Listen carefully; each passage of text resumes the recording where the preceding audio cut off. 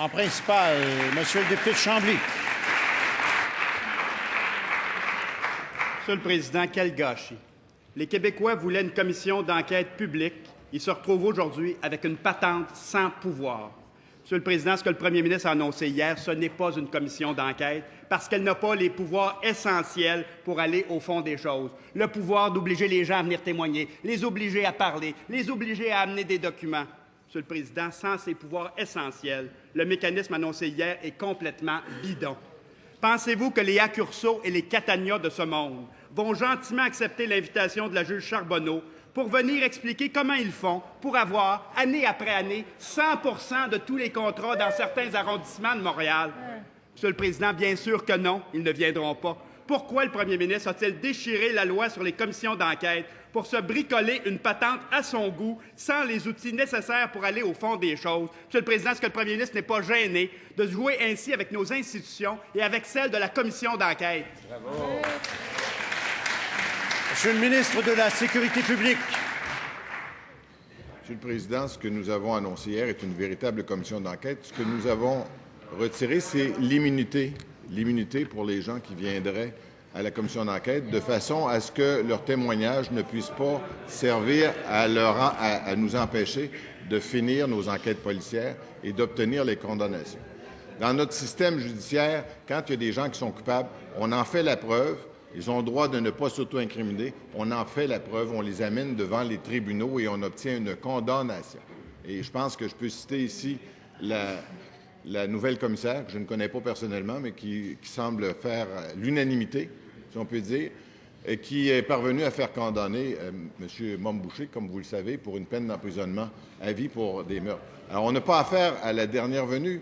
Et cette dame-là, cette juge-là, qui a accepté de diriger cette commission d'enquête-là, le fait en sachant à quoi s'en tenir sur les pouvoirs de la commission d'enquête. Elle a donc cautionné le fait qu'elle pourrait obtenir des résultats extrêmement importants avec la commission d'enquête, tout en préservant nos preuves.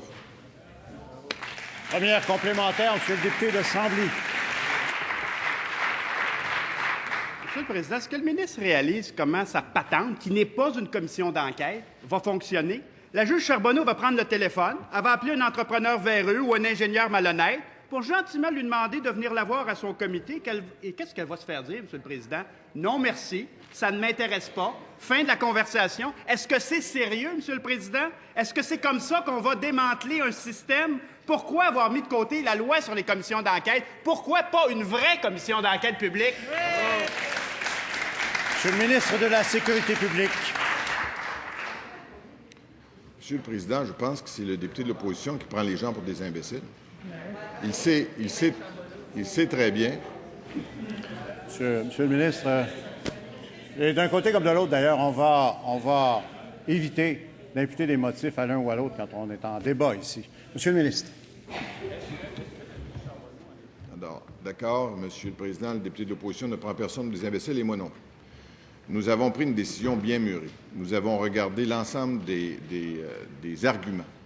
Nous avons consulté beaucoup de gens, et plus particulièrement les policiers qui nous disent « Vous nous empêchez, vous nuisez à notre preuve pour nous permettre de condamner des gens qui ont commis des gestes illégaux. » C'est un point majeur.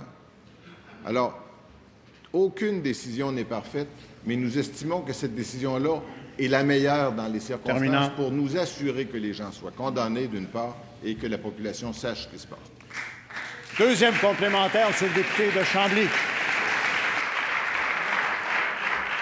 Monsieur le Président, je m'excuse, là, mais ce que fait le gouvernement libéral, c'est de prendre la commission d'enquête, la loi sur les commissions d'enquête dont on se sert depuis 50 ans, qui a servi depuis 50 ans pour la commission Malouf, pour la commission Poitras, pour la commission Bastarache, de tasser ça complètement. Monsieur le Président, c'est pas sérieux. Comment le premier ministre peut-il un instant sérieusement croire qu'avec moins de pouvoir qu'un coroner, ce qu'il a annoncé hier va aller au fond des choses, va permettre de faire la lumière sur le scandale qui nous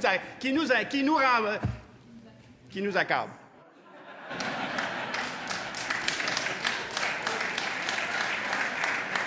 Monsieur le leader du gouvernement. J'avais pas l'opposition de poser des questions, mais il faut bien rappeler, comme le dit le premier ministre, on a réfléchi sur la meilleure méthode de faire condamner et de faire savoir ce qui se passe.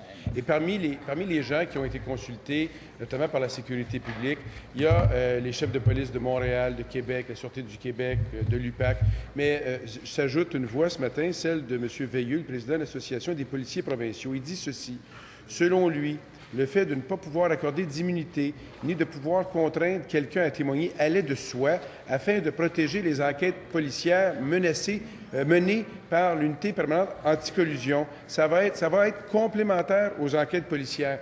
Je n'ai pas tout le temps de tout dire, M. le Président, mais travailler pour aider les policiers, c'est ce que nous faisons. Qu'est-ce qu'ils veulent?